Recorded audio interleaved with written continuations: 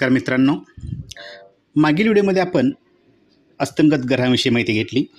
ज्योतिष शिकण्याचा आपला हा प्रवास असाच चालू ठेवत आज आपण जाणून घेणार आहोत कर्तरी योगाबद्दल. चला तर मग जाणून घेऊया शुभ आणि पाप कर्तरी योगाबद्दल. ज्योतिष माहितीसाठी या चॅनलला लाईक, शेअर आणि सबस्क्राईब करू नका. तसेच माझे व्हिडिओ आपण आवडत असल्यास कॉमेंट बॉक्समध्ये नक्की सांगा. मित्रांनो, आपण ग्रहयोग या व्हिडिओमध्ये शुभ कर्तरी व पाप कर्तरी योग असतो हे जाणून घेतले. आज आपण तो योग थोडा विस्ताराने पाहूया. सर्वप्रथम हे जाणून घ्या की कर्तरी म्हणजे कात्री. कात्रीचे दोन पाती आपण पाहतो. त्या दोन पातीच्या मध्ये एखादी वस्तू आली तर ती कापली जाते. तसेच हा ग्रहयोग दिसतो, म्हणून याला कर्तरी योग असे म्हणतात. सर्वप्रथम आपण याला व्याख्येत बसवण्याचा प्रयत्न करू. जेव्हा एखाद्या ग्रहाच्या किंवा भावाच्या मागे व पुढे किमान एक ग्रह असतो तेव्हा तो ग्रह किंवा तो भाव त्या दोन ग्रहांच्या कर्तरीत आहे असे म्हणतात. आता आपण काही उदाहरण पाहिले की तुम्हाला ते नीट समजेल.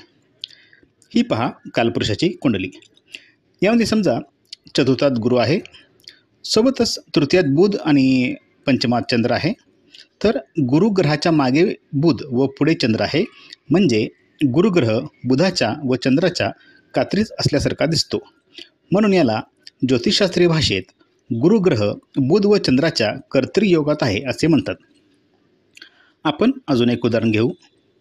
याच कुंडलीमध्ये समजा सप्तमात शनी आहे व नवमात राहू व अष्टमात मंगळ. तर मंगळ हा ग्रह शनी व राहूच्या कर्तरी योगात आहे असे म्हणतात, कारण मंगळाच्या मागील भावात शनी व पुढील भावात राहू आहे. ही आहे कर्तरी योगाची मुख्य संकल्पना. ही समजली तर याचे वेगवेगळे प्रकार तुम्हाला सहज समजतील. प्रकार म्हणजे हा योग कशा प्रकारे होतो त्या अनुषंगाने पडणारे छोटे मोठे प्रकार म्हणू. मुख्य कर्तरी योग तर तुम्हाला आता समजलाच आहे. कर्तरीमध्ये ग्रह कर्तरी व भाव कर्तरी हे दोन प्रकार पडतात. जसे मगाशी आपण गुरु व मंगळ हे ग्रह कर्तरी योगात आहेत हे पाहिले, त्यांना ग्रह कर्तरी असे म्हणतात. परंतु समजा गुरु चतुर्थात नसता व चतुर्थान रिक्त असता तरी चतुर्थान हे बुध व चंद्राच्या कर्तरीत आहे असे आपण म्हटले असते. व समजा मंगळ अष्टमात नसता व अष्टमस्थान रिकामे असता, ज्योतिषशास्त्रीय भाषेत अष्टमस्थान हे पाप कर्तरीत आहे असे आपण म्हटले असते. आता अजून दोन उपप्रकार तुम्हाला समजले असतील, एक शुभ कर्तरी व एक पाप कर्तरी. आणि त्यांच्या नावावरून ते नेमके काय आहेत हे पण तुम्हाला तुमच्या लक्षात आलं असेल, नाही का? दोन शुभ ग्रहांच्या मध्ये एखादा ग्रह किंवा भाव आला तर त्याला शुभ कर्तरी व दोन अशुभ ग्रहांच्या मध्ये एखादा भाव किंवा ग्रह आला की त्याला पाप कर्तरी असे म्हणतात. आता सामान्यतः चंद्र, बुध, गुरु व शुक्र यांना शुभ ग्रह, तर रवी, मंगळ, शनी, राहू, केतू यांना पापग्रह समजतात. जसे या उदाहरणामध्ये चतुर्थस्थान हे बुध व चंद्राच्या शुभ कर्तरीत आहे व अष्टमस्थान किंवा अष्टमात मंगळ असता मंगळ हा शनी राहूच्या पाप कर्तरीत आहे असे म्हणतात. आता साहजिकच शुभ कर्तरीचे फळे शुभ व पाप कर्तरीचे फळे अशुभ मिळतील. परंतु फळाची तीव्रता किंवा या योगाची तीव्रता ही बाकी गोष्टींवर आधारित असते. कर्तरी योगाबद्दल येथपर्यंत माहिती तुम्हाला कोणत्याही ज्योतिष ग्रंथात मिळेल, परंतु त्याची तीव्रता ठरवणे हे तुमच्या ज्योतिषज्ञानावर आधारित आहे. त्याबद्दल पुढे बोलूच, परंतु अगोदर ही कुंडली पहा. या व्यक्तीचा पहिला घटस्फोट झालेला आहे व दुसरी पत्नीही नांदत नाही. तुम्ही म्हणाल सप्तमात शुक्र राहू युती याला कारणीभूत असू शकते. बरोबर आहे तुमचं, परंतु हा योगाने जोर धरला कारण हा शुक्र शनी व राहूच्या पाप कर्तरीत आहे. आता तुम्ही म्हणाल येथे कर्तरीयोग कुठे दिसत नाही आहे, कारण शुक्राच्या पुढील राशीत म्हणजे अष्टमात ग्रह नाही आहे.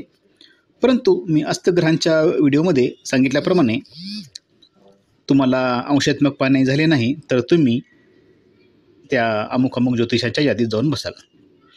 हे दुसरे उदाहरण पहा.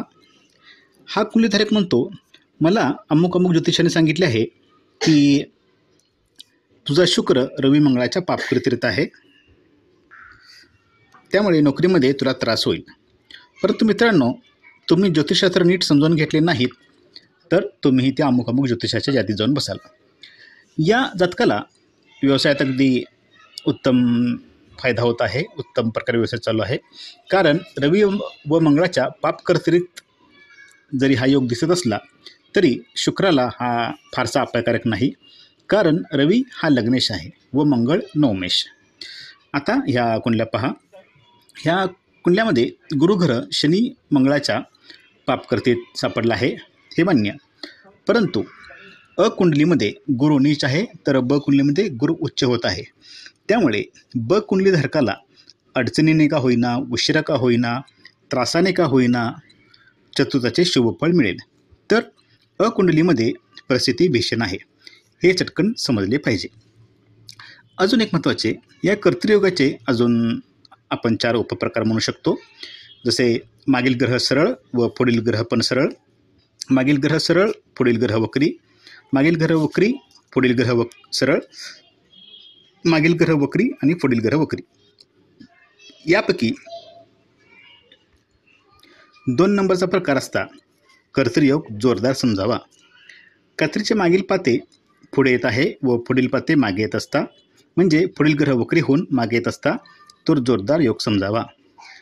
उदाहरणार्थ, या कुंडलीमध्ये बुध हा शनी मंगळाच्या पापकृतीत अडकलेला आहे, म्हणजे शनी बुधाकडे येत आहे व राहूची गती वक्र असल्याने तोही बुधाकडे येत आहे. परंतु त्या मानाने समजा हा शनी वक्री असता कर्तृयोग थोडा शिथिल होईल. त्या केसमध्ये या कर्तरीचे अशुभ फळ मिळेलच, परंतु दगडापेक्षा वीट मऊ इतकेच. शनी व मंगळ हे काही कुंडल्यांना योगकारक असले तरी शनी मंगळाची अशी विशिष्ट फळे आहेत, ती मिळणारच, परंतु तीव्रता कमी होईल. उदाहरणार्थ, ही कुंडली पहा. मकर लग्नाच्या या कुंडलीत लाभस्थान हे शनी मंगळाच्या पापकृतीत आहे. शनी व मंगळ हे पापग्रह आहेत, त्यामुळे त्याचे विशिष्ट असे अशुभ फळ लाभाला मिळेलच, परंतु येथे शनी लग्नेश होऊन उच्च होत असल्याने त्याचे अशुभत्व खूपच कमी होईल. मंगळाच्या दशेत अशुभ फळ जाणवले तरी शनी दशेत शुभ फळच मिळेल. आता फलादशा संदर्भात जास्त सांगत नाही, कारण तो तुम्हाला इतर घटकांचा विचार करून करावा लागतो. आपण भाव ग्रह अभ्यासले आहेत, त्यावरून तुम्ही योगाची तीव्रता लक्षात घेऊन फलादेश करू शकता. जसे समजा चतुर्थान पाप करत असता मानसिक स्थिती, आई, घर, वाहन यासंबंधी अशुभत्व वाढेल, तर शुभ कर्तरीत असता शुभ फळात वाढ होईल इत्यादी. समजा मेषरास षष्ठात असून ती पाप करीत आहे, तर मेंदूस्पिडा, डोक्याला भात वगैरे सांगू शकता. आता हा भाग तुम्हाला परत सांगण्याची गरज नाही, नाही का? आज येथेच थांबू. धन्यवाद.